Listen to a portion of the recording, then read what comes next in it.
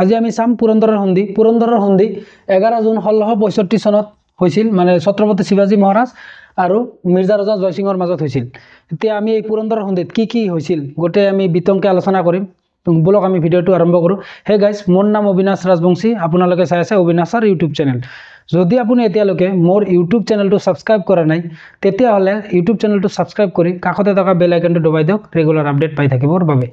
এইটো পুৰন্দৰৰ সন্ধিত কি হৈছিল চাওক। পুৰন্দৰৰ সন্ধিত মাৰাঠাৰ পৰা কোন আছিল? ছত্ৰপতি শিৱাজী মহাৰাজ, আৰু মোগলৰ ফালৰ পৰা মানে ঔৰংজেবৰ ফালৰ পৰা মিৰ্জাৰ ৰজা জয়সিং আছিল মানে মেইন কমাণ্ডাৰ। চাওক, এতিয়া ঔৰংজেবৰ মনচবদাৰ আছিল মিৰ্জা ৰজাৰ জয়সিং। এতিয়া মিৰ্জাৰ ৰজা আছিল কোন? জয়সিং।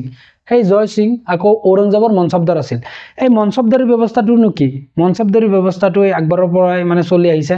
চাওক, মনচবদাৰী ব্যৱস্থাটো হ'ল এটা ৰাজ্য চলাবৰ বাবে এজনক মানে হেড বনাই দিয়া হয়। ঠিক আছে, এজনক হেড বনাই দিয়া হয়। সেই হেড যিটো কমাণ্ডাৰ থাকিব, মানে যিজন মনচবদাৰ থাকিব, সেই মনচবদাৰে গোটেই ৰাজ্যখনৰ টেক্স কালেকশ্যন কৰিব। টেক্স কালেকশ্যন কৰি চলজাৰৰ মাজত ভগাই দিব, মানে পইচা এই যিবিলাক মানে বেতন দিব লাগে, চেলাৰী দিব লাগে, চেলাৰীবোৰ দিব। চেলাৰী দিয়াৰ পিছত মানে ৰাজ্যখন চলাৰ পিছত যিখিনি পইচা থাকিব সেইটো ৰজাক মানে দিব লাগিব। আৰু মনচবদাৰে যেতিয়া মানে প্ৰয়োজন হয় ৰজাই মানে মাতিব পাৰে, মানে যুদ্ধৰ কাৰণে যদি মানে সৈন্যৰ প্ৰয়োজন হয় তেতিয়াহ'লে তেওঁ মাতিব আৰু তেওঁ আহিব লাগিব। অৰ্থাৎ সেইটো মনচবদাৰটো নিজে মানে ফ্ৰীডম, এটা নিজে স্বাধীন ৰজা নহয়, ইণ্ডিপেণ্ডেণ্ট মানে এটা ৰজা নহয়, মানে স্বাধীন ৰজা নহয়। তেওঁক যেতিয়াই মাতিব তেওঁ মানে আহিব লাগিব। মানে মনচবদাৰটোৰ ৰজা হয়, কিন্তু ৰজাৰ ওপৰত এজন ৰজা থাকিব, মানে সম্ৰাটৰো সম্ৰাট থাকিব। সেইটো হ'ল ঔৰংজেব। ঔৰংজেবৰ আণ্ডাৰত মানে বহুত মনচবদাৰ আছিল। আৰু মনচবদাৰৰ কি হয়, যেনে ধৰক সৰু ৰজা আছে, সেই ৰজাবোৰক মানে প্ৰথমতে ক'ব যে আপুনি মোৰ মানে অধীনত মানে কাম কৰিব লাগিব, মানে অধীনতা স্বীকাৰ কৰিব লাগিব। যদি স্বীকাৰ নকৰে তেওঁক হয়তো মাৰি কিনে হ'লে স্বীকাৰ কৰাব, নহ'লেতো যদি এনে স্বীকাৰ কৰে তেতিয়াতো ভাল কথা। সেই একেদৰে আছিল এইটো জয়সিং আছিল মনচবদাৰ ঔৰংজেবৰ। ঠিক আছে, এতিয়া পুৰন্দৰৰ সন্ধিটো মানে কেনেকৈ আহিল বলক আমি চাওঁ। এতিয়া চাওক, 1657 চনত ছত্ৰপতি শিৱাজী মহাৰাজ আৰু ঔৰংজেবৰ মাজত সন্মুখাসন্মুখী হৈছিল। মানে আগত ঔৰংজেবে ক'ত আছিল? মহাৰাষ্ট্ৰত আছিল। তেওঁ ষ্টাৰ্টিঙৰ পৰাই মানে যেতিয়া ধৰক শ্বাহজাহান আছিল, শ্বাহজাহানৰ দিনৰ পৰাই ঔৰংজেবে দক্ষিণতে আছিল। দক্ষিণ মানে বিজয়ৰ কাৰণে তেওঁ পুৰা লাইফটোৱে মানে দক্ষিণতে গ'ল মানে ঔৰংজেবৰ। ঠিক আছে, এতিয়া কথা হ'ল ঔৰংজেবৰ লগত যেতিয়া 1657 চনত ছত্ৰপতি শিৱাজী মহাৰাজৰ মাজত মানে সন্মুখাসন্মুখী হ'ল, তেতিয়া ছত্ৰপতি শিৱাজী মহাৰাজে ভাবিছিল যে যদি ঔৰংজেবৰ লগত মানে আমি সন্ধি কৰি লওঁ যে আপোনাৰ ৰাজ্যত আমিও নাযাওঁ, আমাৰ ৰাজ্যতো আপুনিও মানে আহিব নালাগে, মানে কাৰো কামত কায়ো ইণ্টাৰফেয়াৰ কৰিব নালাগে, এনেকুৱা এটা মানে সন্ধি কৰিব বিচাৰিছিল ছত্ৰপতি শিৱাজী মহাৰাজে। কিন্তু ঔৰংজেবে মানে ইগত আহি, কাৰণ তেওঁ ডাঙৰ সম্ৰাট আছিল, কাৰণ দিল্লীৰ মানে সম্ৰাট আছিল, পুৰা ভাৰতৰে সম্ৰাট আছিল ঔৰংজেব, কাৰণ তেওঁ দিল্লীৰ পৰা শাসন কৰি আছিল। ঠিক আছে, সেই সময়ত মাৰাঠাই মানে উদয় হৈ আছে, কাৰণ তেওঁলোকে হৈ আছে, কাৰণ ছত্ৰপতি শিৱাজী মহাৰাজৰ দেউতা কোনো ৰজা নাছিল, কাৰণ তেওঁৰ নিজৰ বলতে তেওঁ মানে ৰজা হৈছিলে। ঠিক আছে, সেইবাবে তেওঁ মানে উদয়মান এটা হয় ৰজা হয়, কাৰণ তেওঁ মানে হৈহে আছে, মানে ৰজা তেওঁৰ বিস্তাৰ কৰি আছে, মানে ৰাজ্য বিস্তাৰ কৰিহে আছে কেৱল। সেইবাবে তেওঁ ভাবিলে যে ঔৰংজেবৰ লগত যদি মানে চুক্তি কৰি লওঁ, শান্তি চুক্তি কৰি লওঁ, তেতিয়া মানে মোৰ ৰাজ্য চলাত কোনো অসুবিধা নহয়। ঠিক আছে, তেতিয়া কি হ'ল, ঔৰংজেবে ইগত আহি যে ক'ল মই মানে কোনো চুক্তি নকৰোঁ। ঠিক আছে, তেতিয়া কি হ'ল যে 1664 চনত ছত্ৰপতি শিৱাজী মহাৰাজে চুৰট চিটি লুটি লৈছিল 1664 চনত। তেতিয়া কি হ'ল যে মানে ছত্ৰপতি শিৱাজী মহাৰাজে ভাবিলে যে চুক্তি যদি নকৰিল, সেইবাবে ঔৰংজেবৰ যিটো মানে আটাইতকৈ মানে অৰ্থনৈতিক চিটি, য'ত মানে টকা পইচা ধন সম্পদ গোটেইবোৰ আছে, চুৰট মানে গুজৰাটত হয়। সেই গুজৰাটতে মানে বিদেশীবোৰে হওক, পাৰ্চীবোৰে হওক বা ইংৰাজবোৰে হওক, তাতে মানে ব্যৱসায় বাণিজ্য কৰা আছিল। মোগলৰ সৈন্যবিলাকৰ মানে তাতে মানে মেইন চিটিটো হ'ল চুৰট। সেই চুৰটত ব্যৱসায় বাণিজ্যবোৰ কৰা আছিল। ধনী মানুহবোৰ চুৰটতে আছিল। যিহেতু এটা ডাঙৰ সৈন্য চলাবলৈ হ'লে টকা পইচা লাগে, ছত্ৰপতি শিৱাজী মহাৰাজৰ লগত মানে টকা পইচাৰ অলপ চৰ্ট পৰিল, গতিকে সেই টকা পইচাটো মানে পূৰণ কৰিবলৈ হ'লে তেওঁলোকে ভাবিছে চুৰট চিটিটো মানে আমি লুটি লওঁ। চুৰট চিটিটো যদি লুটা যায় তেতিয়াহ'লে তাতে বহুত ধন সম্পদ পাম। সেই উদ্দেশ্যৰে যিটো মোগলৰ যিটো মেইন চিটি চুৰট চিটি 1664 চনত ছত্ৰপতি শিৱাজী মহাৰাজে লুটি লৈছিল। ঠিক আছে, তাৰপিছত কি হ'ল যে ঔৰংজেবৰ মানে খং উঠিল যে শিৱাজী মহাৰাজে মানে মোৰ মেইন চিটিটোৱে লুটি ল'ল, গতিকে পিছত কি কৰিলে পিছত কি কৈছে আফজল খান আৰু শাইস্তা খানক এটাক কৰিব পঠাইছিল ছত্ৰপতি শিৱাজী মহাৰাজক আফজল খান আৰু শাইস্তা খানৰ জৰিয়তে ছত্ৰপতি শিৱাজী মহাৰাজক এটাক কৰিব পঠাইছিল কোনে ঔৰংজেবে ঠিক আছে তাৰ পিছত যেতিয়া এটাক কৰিলে তেতিয়া শাইস্তা খান আৰু আফজল খান দুজনকে মানে পৰাস্ত কৰি দিলে ছত্ৰপতি শিৱাজী মহাৰাজে তাৰ পিছত যেটো আছিল 1665 চনত মিৰ্জা ৰজা জয় সিং লগত দিলেৰ খানক পঠাইছিল ছত্ৰপতি শিৱাজী মহাৰাজক এটাক কৰিবৰ বাবে কোনে ঔৰংজেবে এতিয়া চাওক মিৰ্জা ৰজাৰ জয় সিং তেও মানে বহুত এক্সপাৰ্ট এজন মানে ৰজা আছিল তেও যুদ্ধত মানে পাকৈত আছিল আগৰ পৰা যুদ্ধ কৰি আছিল ইভাগে কি হয় ছত্ৰপতি শিৱাজী মহাৰাজৰ যুদ্ধত পাকৈত হয় ছত্ৰপতি শিৱাজী মহাৰাজ গৰিলা যুদ্ধত বেছি পাকৈত হয় মানে এটা সৰু এটা ট্ৰুপ লৈ সৰু এটা গ্ৰুপ লৈ মানে অচানক হামলা কৰা এইটো আছিল গৰিলা যুদ্ধত কি হয় হয়তো ধৰক পাহাৰ লাগে নহয়তো বনাঞ্চল লাগে মানে ওপৰৰ পৰা ফটকে এটাক কৰে তীৰেদি মানে এটাক কৰা এইটো আছিল গৰিলা যুদ্ধ সেই গৰিলা যুদ্ধত ছত্ৰপতি শিৱাজী মহাৰাজ বহুত পাৰ্গত আছিল এতিয়া ছত্ৰপতি শিৱাজী মহাৰাজও বহুত পাৰ্গত আছিল যুদ্ধত এতিয়া মিৰ্জা ৰজা জয় সিংৰ যুদ্ধত মানে পাৰ্গত আছিল এতিয়া চাওক দুজন যদি শক্তিশালী ৰজাৰ সন্মুখীন হয় তেনেহলে কম্পিটিশন হ'বই আকৌ এনে জয় সিং যুদ্ধত পাৰ্গত হয় তাতে আকৌ মোগলৰ সৈন্য মানে বহুত সৈন্য পঠিয়াই দিছিল মানে গতি এনে শক্তিশালী তাতে যদি আকৌ শক্তিশালী ৰজা আহে এইটো মিৰ্জা ৰজা জয় সিং তেও ৰাজপুত আছিল কিন্তু এজন ৰাজপুত আকৌ এইটো ৰাজপুতৰ এগেইনষ্টত মানে আহিছে কাৰ কাৰণে তথাপিও মোগলৰ কাৰণে আহি আছিল চাওক মিৰ্জা ৰজা জয় সিংয়ে ঠিক আছে যেতিয়া মানে দিলেৰ খান আৰু মিৰ্জা ৰজা জয় সিং মানে এটাক কৰিব আহিল ছত্ৰপতি শিৱাজী মহাৰাজক তাৰ পিছত কি হ'ল যেতিয়া ৰাস্তাত সৰু সৰু মানে ৰজাবিলাক যিবিলাক আছিল সেইবোৰক মানে এই জয় সিংয়ে মাৰি আহি আছিল মানে হয়তো কিছুমানক মাৰিছে কিছুমানক মানে নিজৰ সৈন্যত মিলাই লৈছে এনেকে 14000 ফৌজ লৈ আহিছিল 30000 মানে সৈন্য হ'ল কাৰণ যিবিলাক ৰজা মিলিছে তেওঁলোকক তো মিলাই লৈছে আৰু যিবিলাকক মিলা নাই তেওঁলোকক মাৰি কিনে হলেও মানে নিজৰ সৈন্যত মিলাই লৈছে এনেকে মানে টোটাল সৈন্য কিমান হ'ল 30000 ঠিক আছে 30000 যেতিয়া সৈন্য হ'ল তেতিয়া পিছত এইটো পুৰন্দৰ কিলা মানে ঘেৰাও কৰিলে যে এই যেটো আছিল জয় সিং আৰু দিলেৰ খানে পুৰন্দৰ কিলা ঘেৰাও কৰিলে ঘেৰাও কৰাৰ পিছত পুৰন্দৰ কিলা মানে হাইটত আছিল মানে উচ্চতাত আছিল বহুত উচ্চতাত আছিল পাহাৰৰ ওপৰত আছিল তো যেতিয়া বমেদি এটাক কৰাৰ পিছত মানে ইমান এটা ক্ষতি হোৱা নাছিল কাৰণ কিয় যে মানে তলৰ পৰা যদি ওপৰত মানে এটাক কৰা যায় তেতিয়া ইমান এটা ক্ষতি হোৱা নাছিল মানে যিবিলাক বোম মাৰা গৈছিল সেই বোমে বেছি মানে ক্ষতি কৰিব পৰা নাছিল তেতিয়া কি ভাবিলে যে এটো জয় সিংহে ভাবিলে তেতিয়া যেটো বজ্ৰগড়ৰ আছিল বজ্ৰগড়ৰ কিলাৰ পৰা পুৰন্দৰৰ কিলাত এটাক কৰাৰ কাৰণে মানে সুবিধা আছিল ঠিক আছে তেতিয়া কি কৰিল জয় সিংহে বজ্ৰগড়ৰ কিলাক আগত মানে এটাক কৰিল তাতে 500 পৰা 1000 সৈন্য আছিল দিওক এইটো যেটো 500 পৰা 1000 সৈন্য হেতু হৰুৱাই কিনে বজ্ৰগড়ৰ কিলা নিজৰ আন্ডাৰত দল সেই বজ্ৰগড়ৰ কিলাৰ পৰা পুৰন্দৰৰ কিলাত বোম মাৰিব ধৰিল যেতিয়া মানে বোম মাৰিব ধৰিল পুৰন্দৰৰ কিলাত বজ্ৰগড়ৰ কিলাও মানে উচ্চতাত আছিল তাতকৈ উচ্চতাত আছিল পুৰন্দৰৰ কিলা গতিকে ধৰক এইটো হাইটৰ পৰা এইটো হাইটত এটাক কৰে মানে এইটো ধৰক বজ্ৰগড়ৰ কিলা এইটো পুৰন্দৰৰ কিলা ইয়াৰ পৰা ইয়াত এটাক কৰিব পাৰিব আৰামত এনেকৈ এটাক কৰাৰ পিছত যেতিয়া মানে পুৰন্দৰৰ কিলা কমজোৰি হ'ব ধৰিছিল তেতিয়া কি কোন আছিল মাৰাঠা কমাণ্ডাৰ আছিল মুৰাৰবাজী দেশপাণ্ডে পুৰন্দৰৰ কিলাত মানে যেটো মেইন কমাণ্ডাৰ আছিল ঠিক আছে মুৰাৰবাজী দেশপাণ্ডে আছিল তেতিয়া মুৰাৰবাজী দেশপাণ্ডে দেখিলে যে পুৰন্দৰৰ কিলা মানে হৈ যাবছে কমজোৰ হৈ যাব ধৰিছে তেতিয়া মুৰাৰবাজী দেশপাণ্ডে এটা সৈন্য গ্ৰুপ লৈ মোগলৰ সৈন্যৰ মাজত আহি মানে উলাই ভিতৰত আহি গৈছিল মানে যুদ্ধ কৰিবৰ বাবে তেতিয়া এটা অধিক পৰাক্ৰমেৰে যুদ্ধ কৰি আছিল কিন্তু তাৰ বুকুত তীৰ লগাৰ বাবে তেও মানে তাতে মৃত্যুবৰণ কৰিল আৰু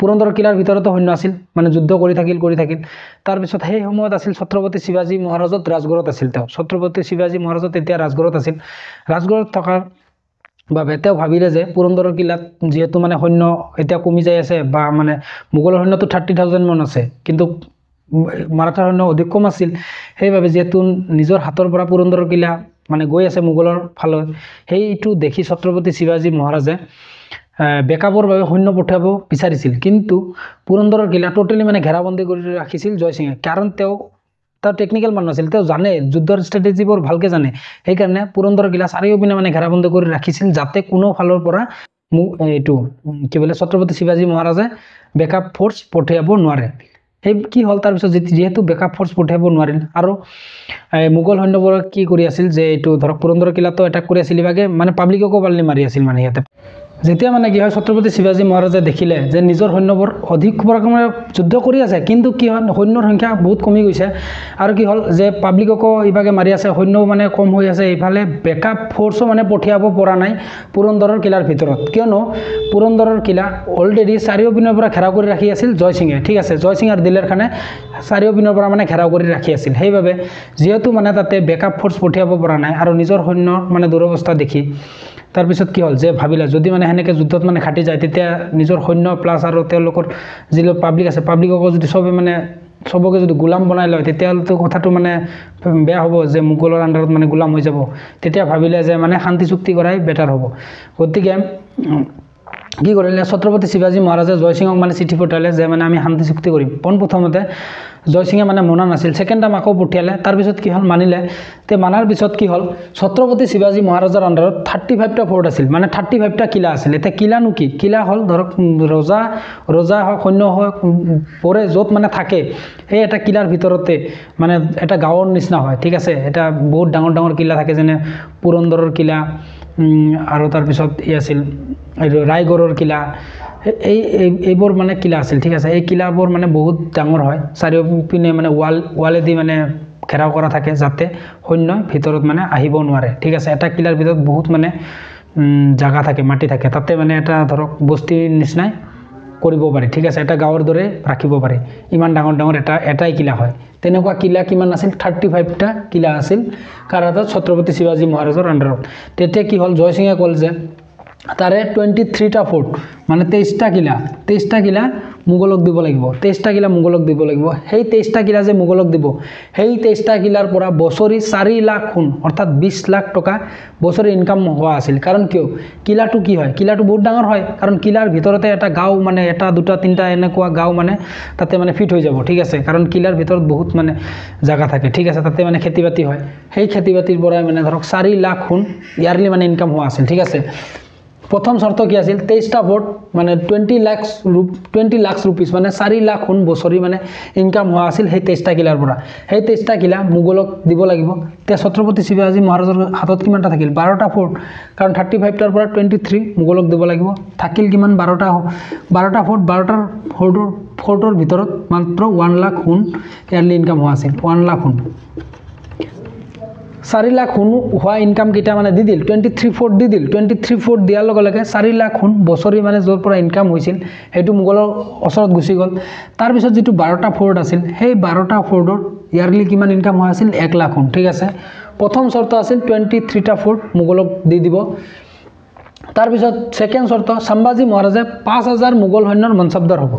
এতিয়া চাওক, ঔৰংজেবৰ দুনিয়াৰ মনচবদাৰ আছিল, ঠিক একেদৰে মোগল সৈন্যৰ 5000 মোগল সৈন্যৰ চাম্বাজী মহাৰাজ মানে ছত্ৰপতি শিৱাজী মহাৰাজৰ যিটো পুত্ৰ আছিল চাম্বাজী মহাৰাজ, সেই চাম্বাজী মহাৰাজে মোগল সৈন্যৰ মনচবদাৰ হ'ব লাগিব।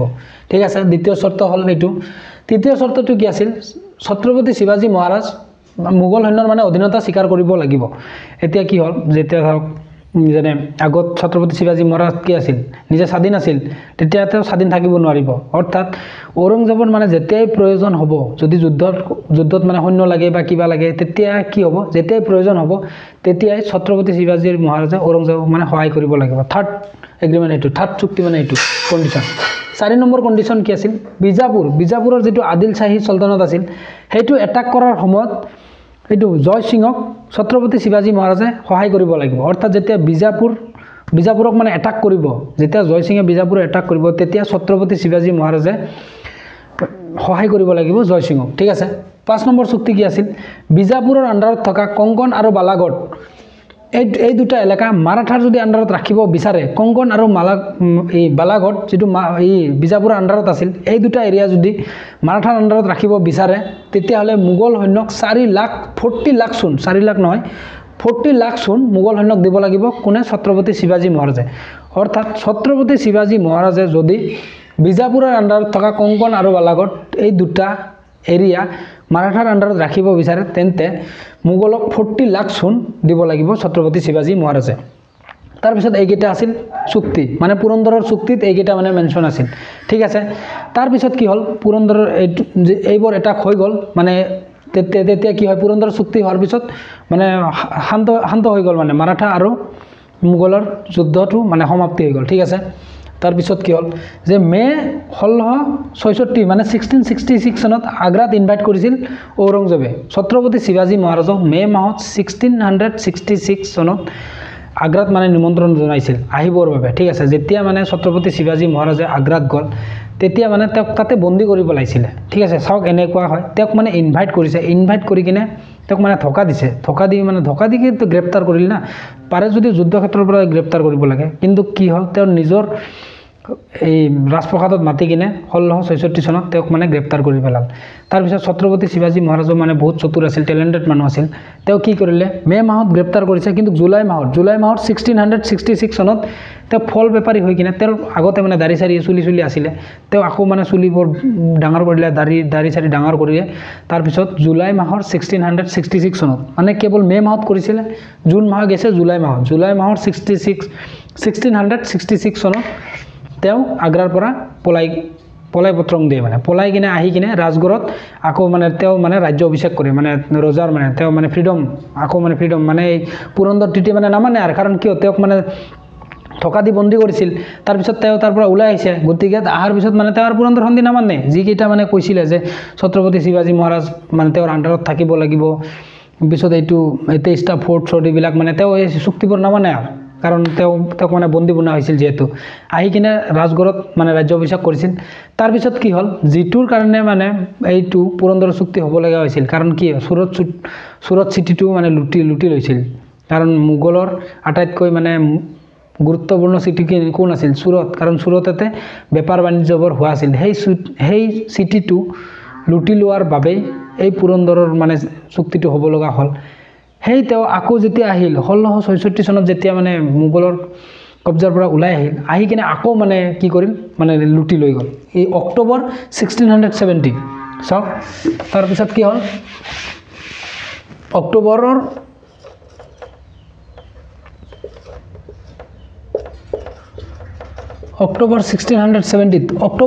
1670 আকৌ মানে সুৰত যিটো চিটি আছিল সুৰত চহৰ সেই সুৰত চহৰ আকৌ মানে লুটি ল'ল ছেকেণ্ড টাইম প্ৰথম টাইম কেতিয়া লৈছিল প্ৰথম চাওক 1664 চনত লৈছিল 1664 ফাৰ্ষ্ট টাইম এইটো হ'ল ফাৰ্ষ্ট টাইম সুৰত মানে এইটো লুটি লৈছিল ছেকেণ্ড টাইম ঠিক আছে এইটো ছেকেণ্ড টাইম অক্টোবৰ 1670 মানে 6 বছৰৰ গেপত আকৌ মানে সুৰত মানে লুটি লৈ গৈছিল ঠিক আছে তাৰপিছত এই 1670 যেতিয়া মানে সুৰত চিটি আকৌ মানে ছত্ৰপতি শিৱাজী মহাৰাজে লুটি ল'ল তাৰপিছত কিন্তু আকৌ আৰু ঔৰংজেবে তেওঁক মানে কেদ কৰিব পৰা নাছিল মানে গ্ৰেপ্তাৰ কৰিব পৰা নাছিল শেষত কি হ'ল 1680 চনত ছত্ৰপতি শিৱাজী মহাৰাজৰ ডেথ হ'ল মানে 1680 চনত ছত্ৰপতি শিৱাজী মহাৰাজৰ পিছত মানে ডেথ হ'ল এতিয়া কথা হ'ল পুৰন্দৰৰ সন্ধি যদি আহে কুৱেশ্যন আহে পুৰন্দৰৰ সন্ধি কেতিয়া হৈছিল তেতিয়া কি হ'ব 11 জুন 1665 চনত পুৰন্দৰৰ সন্ধি হৈছিল তেতিয়া কাৰ মাজত হৈছিল তেতিয়া যদি আহে তেতিয়া কি হ'ব ছত্ৰপতি শিৱাজী মহাৰাজ আৰু জয় সিঙৰ মাজত হৈছিল তেতিয়া ঔৰংজেব নাহে কাৰণ চুক্তিৰ সময়ত ঔৰংজেব প্ৰেজেন্ট নাছিল ঔৰংজেবৰ মনসবদাৰ প্ৰেজেন্ট আছিল মানে জয় সিঙো ৰজা আছিল ক'ৰ ৰজা আছিল মিৰ্জাৰ ৰজা আছিল এতিয়া কুৱেশ্যন যদি আহে পুৰন্দৰৰ সন্ধি কাৰ মাজত হৈছিল আৰু কেতিয়া হৈছিল তেতিয়া 11 জুন 1665 চনত ছত্ৰপতি শিৱাজী মহাৰাজ আৰু জয় সিঙৰ মাজত পুৰন্দৰৰ সন্ধি হৈছিল এইটোৱে মানে কুৱেশ্যন আহে আজিলৈকে ইমানে পৰৱৰ্তী ক্লাছত আমি আকৌ ইণ্ডিয়ান হিষ্ট্ৰীৰ বেলেগ এটা পাৰ্ট আলোচনা কৰিম